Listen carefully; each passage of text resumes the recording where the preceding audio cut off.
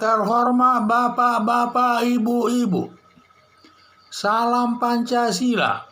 Bapak-bapak, ibu-ibu yang melihat video saya ini, tolong jangan lupa subscribe, like, dan di-share.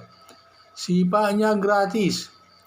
Saya akan mengomentari sidang secara virtual merugikan jaksa dalam perkara Rizik Syihab. Sumber saya dari YouTube. Sidang pertama Rizik Syihab di Pengadilan Negeri Jakarta Timur terkait pelanggaran protokoler kesehatan atas pelaksanaan perkawinan anaknya yang keempat di Petamburan, Jakarta. Dalam sidang pertama dilakukan secara virtual, di mana terdakwa Rizik Syihab mengikuti sidang dari dalam ruangan Mabes Polri yang persidangannya itu, dan Rizik Syihab tidak ikut di ruang sidang langsung. Dia hanya mengikuti sidang tersebut di salah satu ruangan di Mabes Polri tersebut. Jadi sehingga masyarakat dapat mengikuti persidangan tersebut, apa yang ditanya hakim, apa ditanya jaksa maupun pengacara, apa yang dinyatakan Rizik Syihab dapat diikuti masyarakat umum secara keseluruhan. Yang berkeinginan mengikutinya dapat mengikuti persidangan tersebut. Semua acara tanya jawab dan lain sebagainya bertalian dengan penyelesaian perkara Rizik Syihab tersebut. Dalam sidang secara virtual merugikan pihak jaksa, terutama dalam memasuki tahap pemeriksaan saksi-saksi, karena semua keterangan saksi pertama dan kedua dapat diketahui para saksi yang belum diperiksa, yang bisa nanti para saksi yang belum diperiksa tersebut terpengaruh atas keterangan saksi yang sudah diperiksa duluan. Bisa sama nanti keterangannya, sama-sama keterangannya bisa sama karena sudah terpengaruh, apalagi keterangannya itu menguntungkan terdakwa Rizik Syihab tersebut. Bisa nanti semua keterangannya sama dengan keterangan yang pertama tersebut, karena semua keterangan mereka dapat diikuti pada saat sidang tersebut. Jadi sidang tersebut kalau demikian nanti apalagi keterangan saksi semua itu menguntungkan terdakwa, bisa-bisa nanti perkara Rizik Syihab ini dibebaskan oleh hakim ini. Jadi kalau sampai dibebaskan hakim kan nanti yang rugi itu adalah pihak jaksa. Kalau sampai perkara Rizik Syihab bebas, yang paling bersalah adalah jaksa atau jaksa penuntut umum, karena jaksa yang paling bertanggung jawab dalam menangani perkara kejahatan sebagai wakil negara. Jadi jaksa ini dalam menangani perkara itu dia mewakili negara, itu bukan orang lain, dia mewakili negara. Jadi semua perkara kejahatan yang penanggung jawab utamanya itu adalah jaksa. Jadi jaksa lah nanti yang bertanggung jawab sampai ke pengadilan menyelesaikan perkara tersebut. Bagaimanapun supaya dituntut, dihukum, itu harapan jaksa. Biasanya kalau jaksa ada penelitian perkara namanya. Polisi mengirimkan berkas perkara kepada jaksa dan kemudian jaksa memeriksa. Kalau memang tidak cukup buktinya dikembalikan kepada polisi agar dihentikan dan lain sebagainya.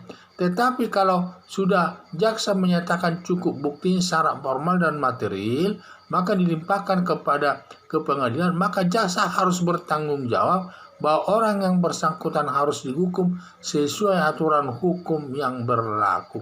Karena jaksa itu sebagai wakil negara, kalau mewakili negara dia dalam menangani perkara tersebut harus bertanggung jawab penyelesaiannya dengan baik. Dan biasanya kalau ada perkara jaksa bebas, jaksa tersebut diperiksa itu di lembaga kejaksaan agung itu, akan nanti dapat diberikan sanksinya tergantung tingkat kesalahan jaksa tersebut. Kalau kesalahannya terlalu parah seorang jaksa, ya mungkin dicabut jaksanya itu, bisa dicabut jaksa, tidak boleh menangani perkara lagi. Dan ini biasanya sangat memalukan bagi seorang jaksa itu. Itu nanti dia tidak jaksa lagi, sebagai tata usaha nanti statusnya. Kalau sampai dia diperiksa di Kejaksaan Agung karena kesalahannya dalam menangani perkara sampai perkara tersebut bebas. Karena apa? Hal tersebut dilakukan karena jaksa ini penanggung jawab daripada penyelesaian perkara itu yang mewakili negara. Jadi sudah tepat Hakim Pengadilan Negeri Jakarta Timur memenuhi permintaan Rizik Syihab agar dilakukan sidang offline, dalam arti hadirnya Rizik Syihab di muka persidangan tersebut, di rumah persidangan, sehingga sidang tersebut dapat berjalan. Karena kalau sudah sidang nanti dia di depan hakim di ruang sidang tersebut, maka pada saat pemeriksaan saksi-saksi yang belum diperiksa, biasanya dia tidak boleh masuk ke ruang sidang. Dia disuruh menunggu di luar dan tidak boleh mendengar pembicaraan daripada saksi-saksi yang sedang diperiksa. Itu sehingga pada saat nanti gilirannya memberikan keterangan, dia akan memberikan keterangan apa adanya dan tidak terpengaruh dengan keterangan saksi yang diperiksa dahulu tersebut.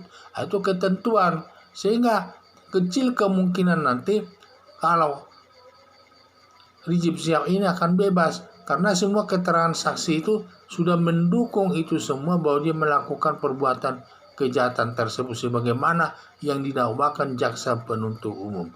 Dan juga para saksi juga nanti tidak akan bisa terpengaruh dengan keterangan saksi yang lain yang didengarnya sebelumnya. Dan dia nanti akan memberikan keterangan apa adanya yang sifatnya memperkuat jaksa untuk menuntut terdakwa tersebut untuk dihukum. Jadi dalam sidang offline ini, para saksi yang belum diperiksa menunggu di luar di ruang sidang dan tidak boleh ada dalam ruang sidang. Apalagi sesuai dengan KUHP, terdakwa harus hadir di ruang persidangan agar tidak terpengaruh dengan keterangan saksi pertama, sehingga kecil kemungkinan Rizik Syihab dibebaskan oleh hakim. Sesuai dengan kepentingan pembuktian, terutama dalam tahap pemeriksaan saksi, sudah tepat sidang dengan jalan offline. Sidang offline ini yaitu hadirnya terdakwa di muka persidangan. Yaitu harapan saya, ya sudah tepatlah itu bahwa hakim itu membuka sidang itu, mengganti sidang itu dari menjadi sidang offline tersebut. Jadi ini sesuai dengan aturan yang berlaku. Sekian dan terima kasih.